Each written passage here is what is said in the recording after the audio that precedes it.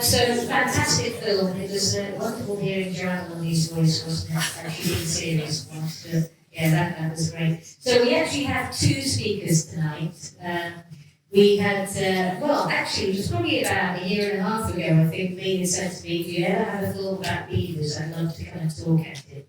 And so I found a film about beavers, and of course he happened to agree to speak, so that was brilliant. And then he asked if Martin could come along as a speaker as well, which is really fabulous. You know, I've read a little bit about you, done my homework.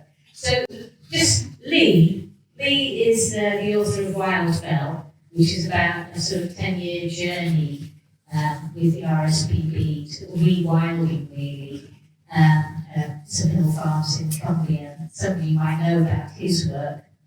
And he's since moved on from that job. He's also a great musician. He's multi-talented. He's one of those sickening people, I have to say that. Yeah, so anyway, brilliant. So I'm really glad that he was able to come and speak. And Martin works with Cumbria Connect. I'm going to ask him to tell us a little bit about his work. So my understanding is the current project is to try and create a wildlife corridor that goes from Penrith down to Kendal, which sounds absolutely extraordinary. So I'm not going to give you any more detail on that because I'm going to ask each of our speakers to answer two questions. What is the job that they're doing now? And what is this extraordinary project that you've been working on? So if I could just ask you to summarise that first of all, would that be okay? And anything else you'd like to add, actually? No, that sounds good. Yeah. Shall I go first, Martin? Yeah, you go. Okay. So I'm employed by the Lowther Estate. Lowther is hosting the development phase for something called the Penrith to Kendal Landscape Recovery Project.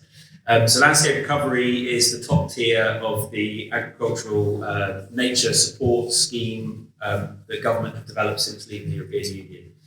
So landscape recovery is characterised by really big, ambitious land management change. So our project, as the title suggests, stretches from Penrith in the north down to Kendal in the south, and it involves 39 different land managing partners, a mixture of kind of smallholders, owner-occupier farms, tenants, and then a few big estates, including Lowther. And we spent the last 2 years developing a very detailed and wide-ranging set of plans that cover nature restoration and finance and access and governance and a whole load of other things.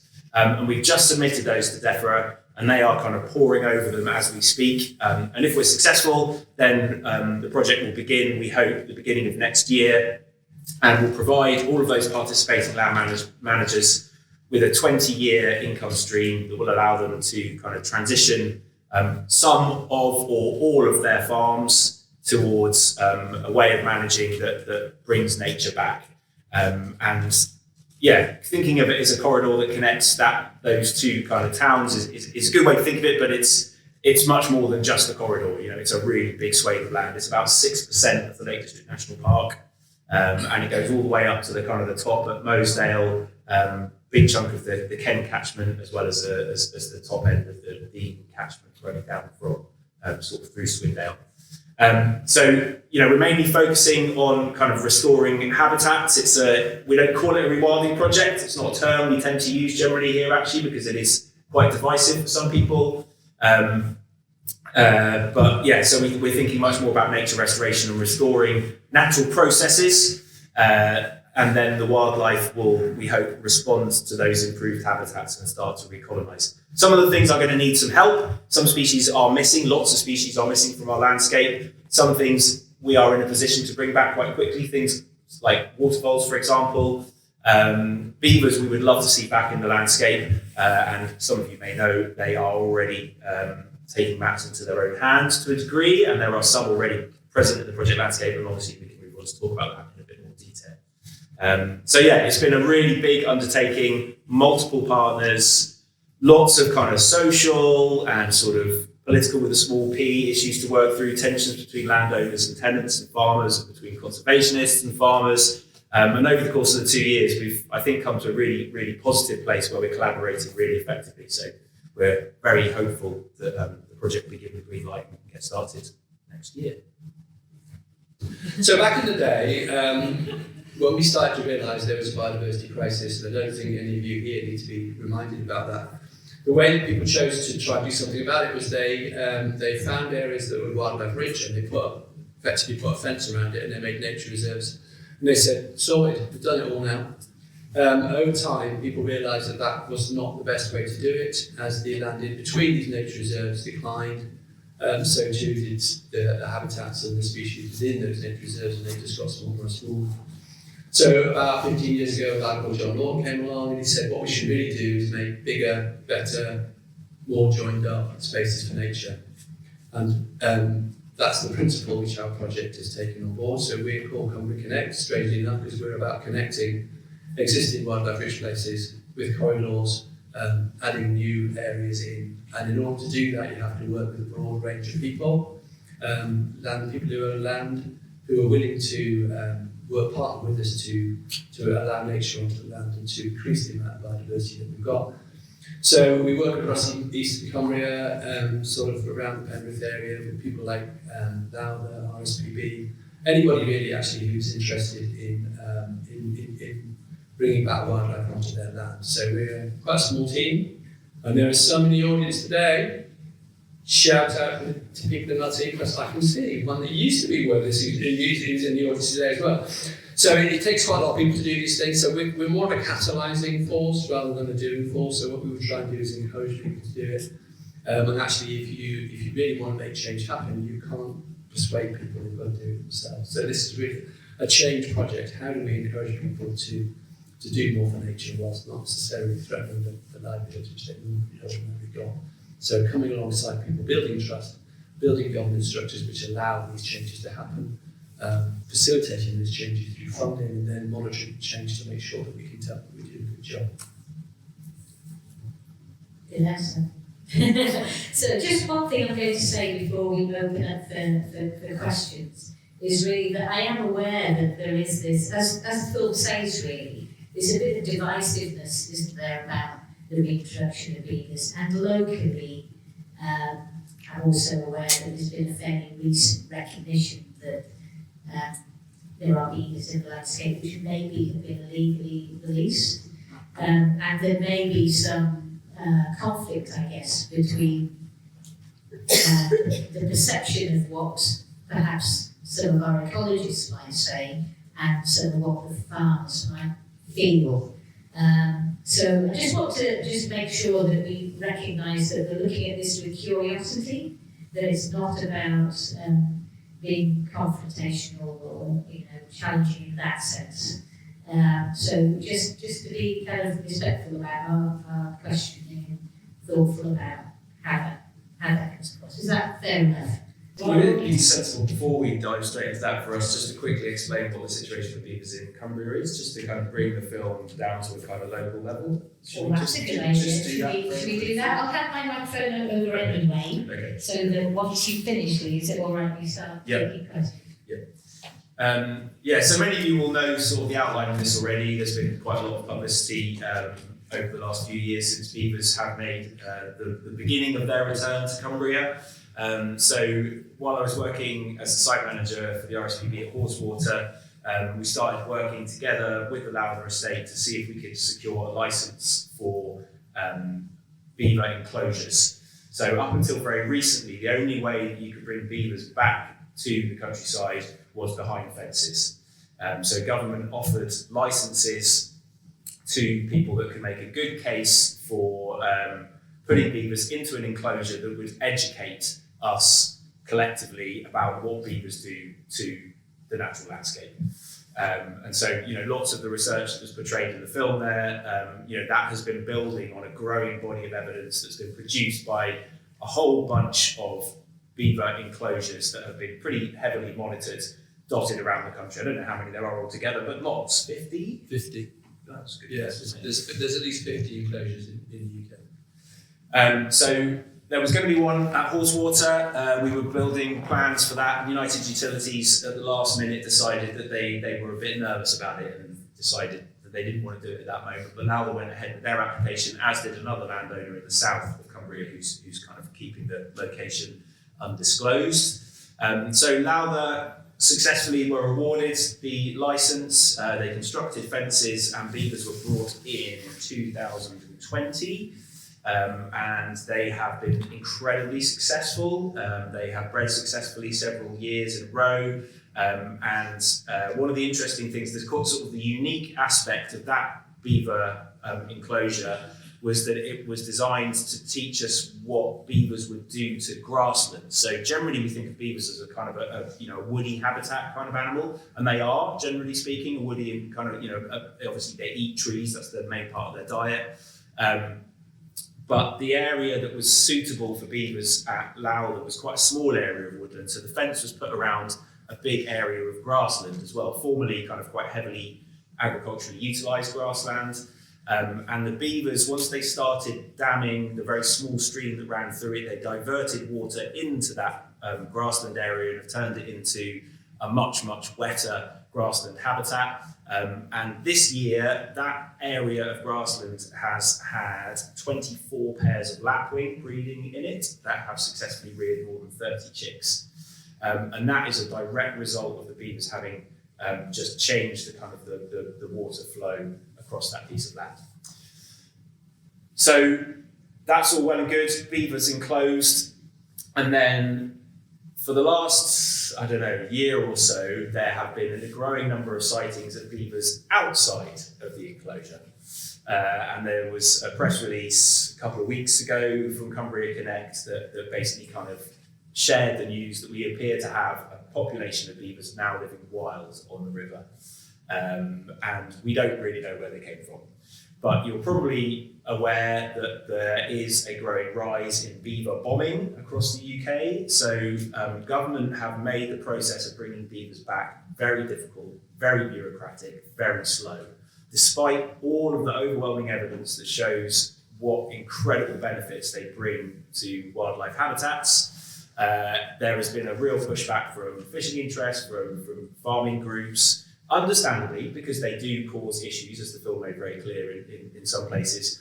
But we are so far behind the curve. Beavers are back in every country in Europe, and there is literally a handbook of how to deal with the issues. So everybody accepts that there will be management needed for beavers. They will sometimes need to be moved. Dams will need to be broken. Occasionally, they might even need to be euthanized if no other solution applies. But everybody going into wanting to bring beavers back recognises that that level of pragmatism is going to be needed. But because government have made it so slow and tortuous, people have decided to take matters into their own hands. So it's a little bit like Extinction Rebellion, I think. It's people kind of, blocking the traffic to make people sit up and watch, breaking the law in order to kind of push the agenda forward. And seemingly there are a growing number of people that are using beavers to kind of make that point, I guess, and bring these species back and fast track the project. So we've got this sort of strange situation where we've got this feral population. We don't really know how big it is. We know roughly where the animals are. They do appear to be breeding, and we need to kind of make it efficient. So Martin will probably touch on this a little bit later, but there is a process to try to secure a license for free living beavers, which various other people around the country have already done. And that's something that might be a solution for us. And a key part of that process is making sure that there is a resource to do the management that is going to be needed. So it's not just a case of bringing beavers back and then turning our back. We need to have the structures in place to make sure that we can manage beavers if they turn up in the wrong places. So that's the situation we're in. We've got the official beavers inside the fence, and now they're in another site in the south. And then we've got this population of, we don't know, probably more than 10, we think, living on the River Lowther, which is obviously connected to the River Eden. So they can get to Haweswater, they can get down as far as Carlisle, and we need to work out, is the community happy with beavers continuing to expand? What do we need to do to make sure that we can coexist with them in a positive way? Happy to take questions. Do you want to add anything to that? No, that's good. No questions. Everyone's happy with beavers. See you all next time. Thank you. I'm Mike Ashwin, former chair of the West Fisheries. That includes 5 major rivers in the northwest. Do we know each other? We do. Evening, Mike. Martin, I've had correspondence with you in the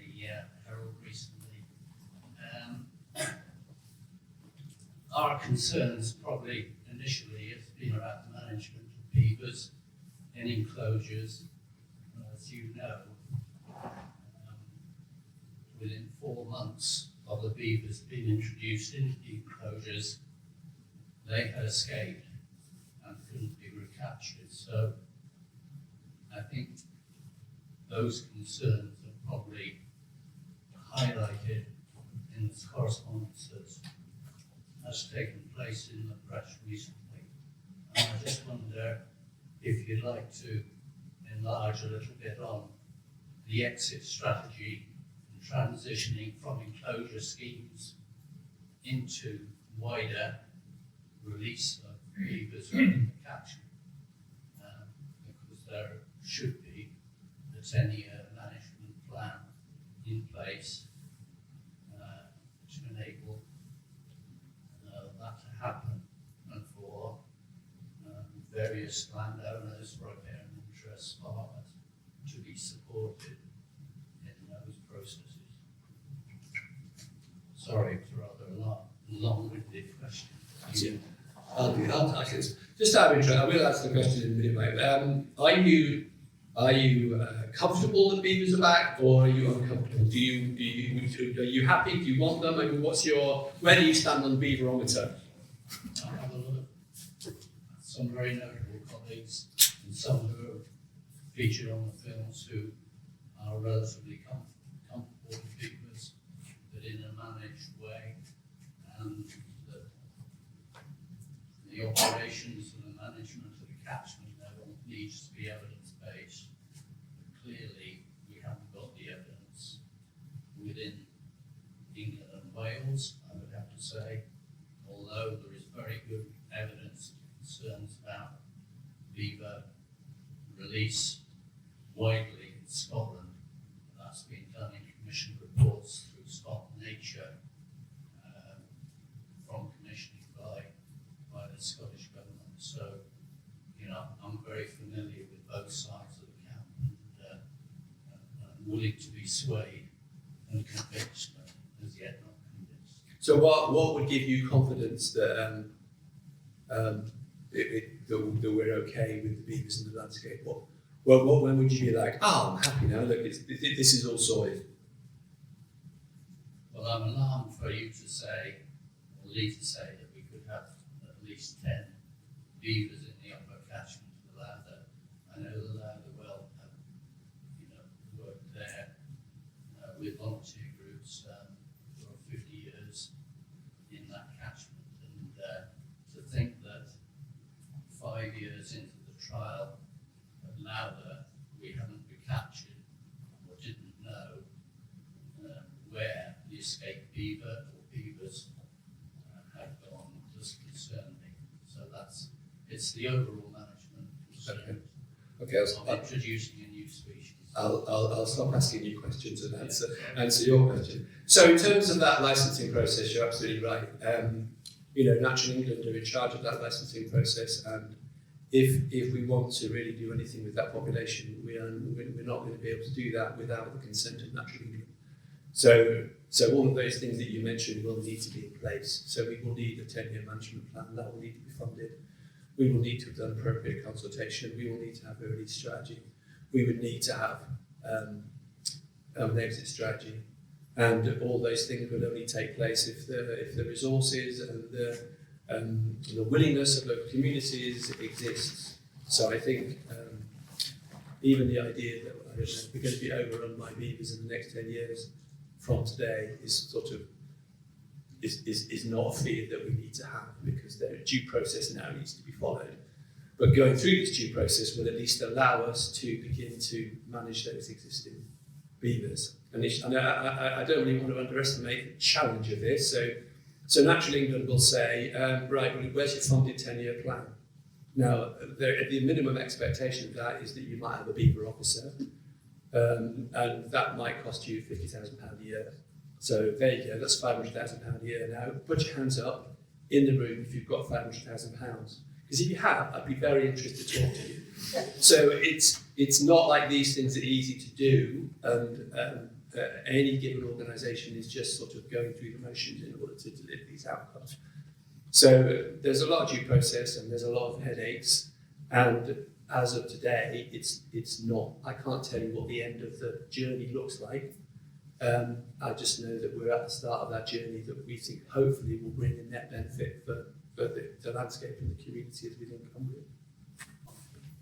Thank you. Yes, it's I don't know if you can hear me. Yeah, I thought the film was wonderful. I don't know, it seems to me in all that I've read in the film and everything that you said that obviously there's a huge benefit that beavers bring overall to the environment in terms of, you know, boosting insect size, which benefit fish, and, you know, all different respects, and, you know, creating floodplains and alleviating floods and droughts and all of that. I was just interested because Lee mentioned just now that, you know, there are places where, you know, beavers are in the wrong places and then you have to manage that. And I was just curious as to what are those places which you know, you feel that beavers, you know, are not beneficial and where you take action. So it's just curiosity really. So I think there's a huge number of places in our part of the world where they would be only positive. You know, I think where you, in undulating landscapes where you've got quite steep terrain, where the water bodies are kind of naturally constrained by the landform anyway, there's quite little risk associated with beavers. If you're in the Lincolnshire Fens and your entire agricultural landscape is maintained through artificial drainage, or you're in East Anglia where you're below sea level, beavers are probably not going to be all that welcome. So if you're starting to dam those kind of agricultural drainage systems, you're going to end up with problems. Likewise, kind of some urban areas which are maintained through drainage and pumping. So those are the issues where they're going to be problematic. You know, they obviously eat trees. You probably wouldn't want them in a big orchard very much.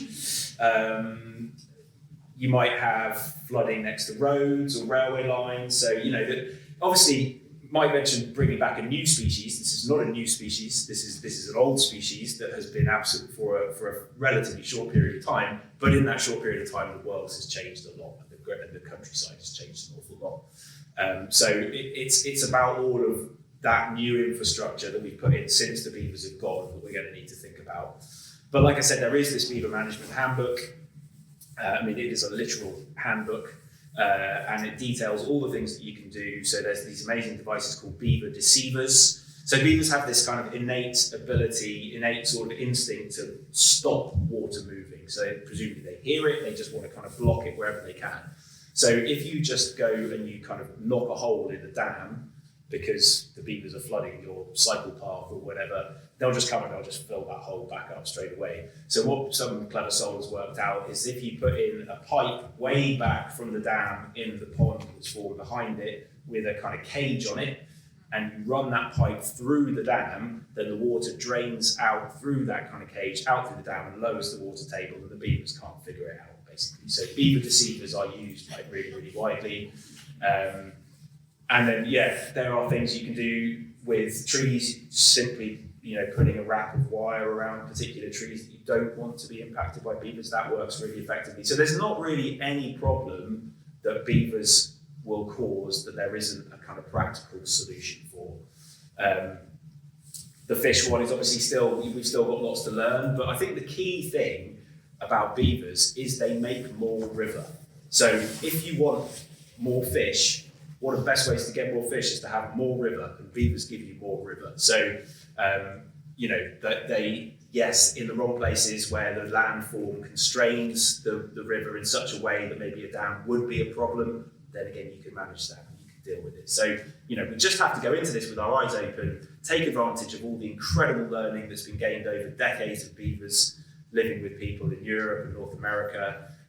And remember, you know, there were not beavers in most of those places too. Beavers were reduced down to tiny, tiny little fragments of their original population as a result of hunting, and they are now expanding. And you know, we can benefit from all of that learning from all over the world. So we're in a hugely fortunate position, really. It shouldn't be as hard as it appears to be.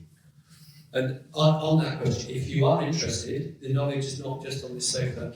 There is a software package, open source software package online, which is called, I think, the Beaver Catchment Assessment Tool.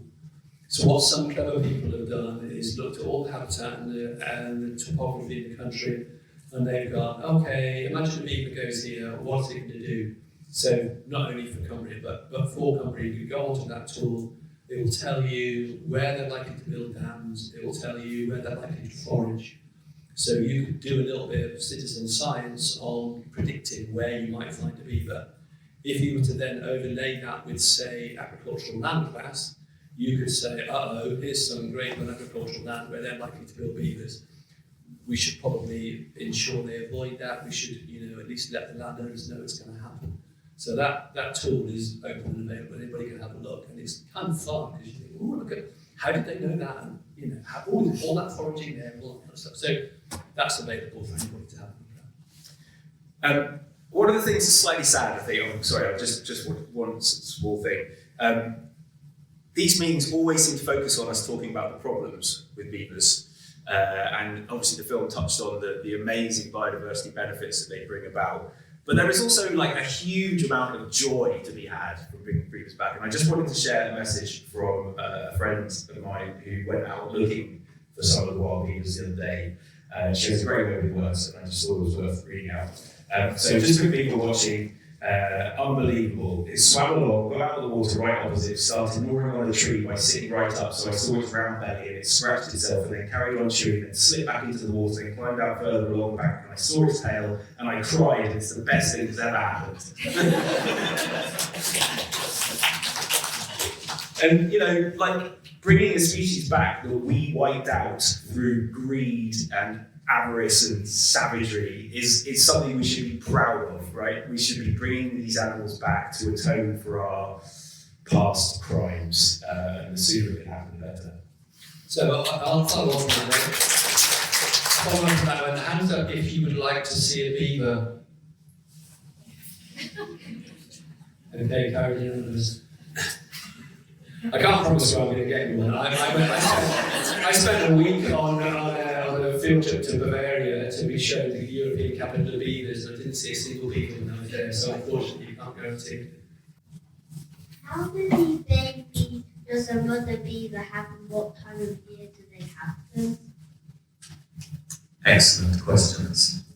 So they normally have 2 or 3 kits, they're called, and they stay in the lodge while they're really small. So they're rodents, so they're born really, really tiny, and they emerge in kind of April sort of time. So one of the clever things that we've done with the enclosure at Lowther to try to work out whether the mother is pregnant or not is use something that we've dubbed the nipple cam. So you can tell when the female is pregnant because her nipples start to enlarge. And so by propping up a trophy camera with an apple plonked on a spike just in front of it, makes any of the beavers stand up, and we can tell then whether it's a female and whether she's pregnant or not. So they live in these kind of multi-generational family groups. So the pair will have 2 or 3 young, and they will stay with the parents for a while. And then when the next generation come along, those 2 generations will stay together still, and the offspring's breeding will be kind of suppressed by the parents, so they can live in sort of multiple generations. So they have really interesting kind of societal structure. So do you have any grandparents? You do. Well, the kids that were born last year in the Lowther enclosure, they've got some grandparents too. Do you live in the same house as your grandparents, or do they live somewhere else? They live somewhere else. Well, the beavers at Lowther, they get to live with their grandparents all the time. Can you imagine what that must be like? So they've got the kids and their brothers and sisters and their mum and dad and their grandparents all living outside in the woods. How much fun must that be?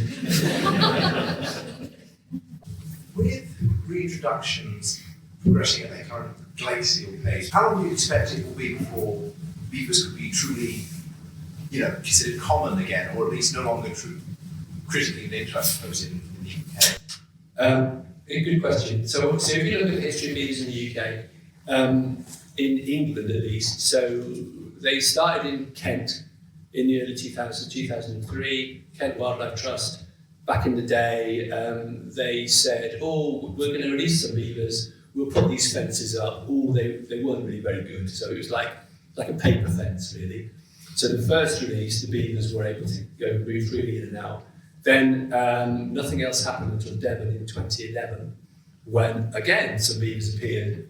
My apocryphal understanding of what happened was that DEFRA went down to Devon to have a meeting with the local people to decide what to do with these illegally released beavers, and they said they were going to shoot the beavers.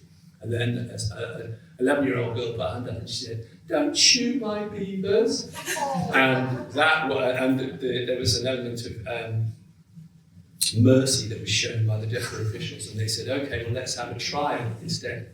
So for the next 5-10 years, there was a trial of beavers in Devon. So the beavers in Devon have been there since sort of the last 15 years. And over that time, various things have happened, such that they're probably in the majority of catchments now. So in places like Devon and Kent, I would sort of say they probably are established in terms of their population, and the understanding of the impact on farming is well understood in the communities, and there probably is a sort of curve of apathy that goes after a while. They become used to them, and they're like, "Oh, there are those beavers again." And then if you come further north, so are there any beavers in Lancashire? No. Are there any beavers in Yorkshire? No. Are there any beavers in Northumberland? We're in a kind of beaver wilderness, and we're at the beginning of that journey. So possibly, when your grandchildren are here, they will say, "Oh, I can't believe there was ever a time when beavers weren't around," and they'll say, "Tell us what it was like to live in that beaverless world." Whereas children in Devon are already like, "Oh, beavers, they're so old now." So it probably varies around the country as to when that will happen. So if you want to go to sort of a beaver normal land, then go down to Devon or Canterbury, where apparently there are beavers living in the car park at Sainsbury's and all this kind of thing. So That's great. So they breed fast and they breed reliably. So, if we do things right, a few decades and they'll be properly established again. I'm kind of intrigued that, because you said there were some that have escaped and there are, existing outside of these enclosures. I'm just wondering how stealthy can a beaver be? Because obviously they make these huge dams and they're obviously existing and thriving and breeding. So I wouldn't have thought it'd be that difficult to spot. And following on from that, if they're really difficult to spot, it couldn't be argued that they're not actually much of a nuisance, because we can't actually see them and they're there. Yeah. Well, we know that they're there. So the reason that beavers make dams is they obviously evolved alongside wolves, lynx, and bears going way back when. So they're a big, cumbersome, clumsy animal that's really, really ungainly on land. So they made dams in order to give themselves the security of deep water. So if there is already deep water, like in a place, I don't know, let's say the Lake District, they're not going to have to do that much. You're right. So when they've got abundant deep water, good freshwater habitat with lots and lots of things to eat, the only signs that will be made will be somewhere there will be a lodge for breeding, and there will be nibbling of branches now and again. They also eat herbaceous vegetation, so kind of rushes and tall grasses and stuff like that. So in summer months, you're not even seeing the kind of the impact of the trees. They divert onto the trees for the winter. They could easily, in places where you've got good habitat with lots of deep water, the signs would be quite subtle. But most of out away from the lakes, away from the tarns, our rivers are generally quite shallow, and they probably would be more conspicuous in those. And they are, in this part of the world, becoming more conspicuous now. I'm interested in the sort of dispersal of beavers, just from a biological point of view. I wondered if any of the current or planned releases will be tracking individual beavers in tags. So there are no planned releases at the moment. If we get to that stage and we can secure a license, that would be a great thing to do, but it will come down to money. They're not that long-lived because they breed quite rapidly. You probably find that tagging would tell you that they've set the territory and they probably just stay there. Whereas the more interesting things like where did the offspring go? So it's, tagging beavers is quite complicated for that reason. You have to be kind of trapping them and tagging the yarn and seeing where they go. But quite a lot's been done. But it's fairly predictable. They follow the watercourses and they go to the places where there's lots of willow or aspen or birch or other kind of good quality habitat with lots of things for them to eat. I've heard it also say that tags don't really stay on very well. So actually, they're active, they're big animals, they're in the water a lot, they're going in burrows. So actually, it's not very effective to try and tag them. What you can do is look for signs. I guess they're a bit like water voles. You don't always see them, but you can see their signs. So if you do a survey of a valley where you think you've got beavers, you can look for where they've chewed sticks or where they've made little slides into the river or something. And it's often the signs which you use to estimate how many territories they've got or how much the population is, rather than, it's not like a census where we go and send in a questionnaire to the beaver families and ask them how many children they've got, what religion they've got. You have to look for signs, and that's the main way you can do it. Does anybody have to rescue a beaver? Up here, not that I'm aware of. No, pretty sure not, but that does happen quite a lot in Scotland where there's a much larger population. They end up in sort of building sites, or they quite often end up in hydroelectric dams and have to be rescued from there. And quite often they then get sent to a conservation project that is looking for beavers. So there's kind of quite an effective way of making use of sort of beavers that end up in the wrong places. My favourite story of a rescue beaver was I used to work in Cheshire, where this was in the days when there were no wild releases, and in a neighbouring county, Staffordshire, where they had unenclosed release, one turned up in a pub. So there was a story that the beaver arrived in the pub even though he had got out of an enclosed space, so I hadn't drunk anything, so it was quite sober, he could walk home. But that was the most unusual story about a beaver in a place that it shouldn't have been. They need rescuing with care. They have got very impressive teeth. You probably see pictures of them with the red on their teeth. They've got really rich in iron. And there's all sorts of legends about them castrating themselves and castrating people. So you've got to be quite careful with the rescue beaver. So there's a chap who works at Lowther who works on the enclosure, and he was telling me the other day about how frightening it is to try and put a beaver in a trap, to try and capture a beaver. If it's one of the escapees, or if you want to do some tests on it, it's not something to be done lightly. I mean, the beavers are kind of the size of a large Labrador with a big tail and giant teeth, and you don't want to be putting your head inside the cage, which you just trap them in. There'll be lots of paper saying they're going to eat babies.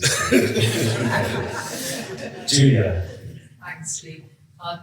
Well, I love beavers, and I've had the pleasure of seeing them in Ontario and in big woodlands, and clearly they're just magical there. And I had also had the privilege of being the first one of the people who approved the trial of beavers in Devon, when I was on the board of National England. So, they're great. I think there obviously are the concerns if you're a tenant farmer in the Upper Lowther and you're wondering, what's going to happen. Then one of the problems of the unmanaged releases seems highly unsatisfactory. The sooner beavers there's a plan for managing beavers in the wild, the better, because otherwise it's paranoia. I would not necessarily paranoia, concerns and management of what happens. Your hay meadow's gone. So I was just wondering whether there's any work being done on the sort of carrying capacity of different land. I mean, Charles and I were having a meeting with some wilding enthusiasts in Beltsdale, and they said it's 2,500 hectares, and they said there aren't enough trees here for beavers, and the trees that are there are really precious wood pasture, and this would not be a good place to have beavers.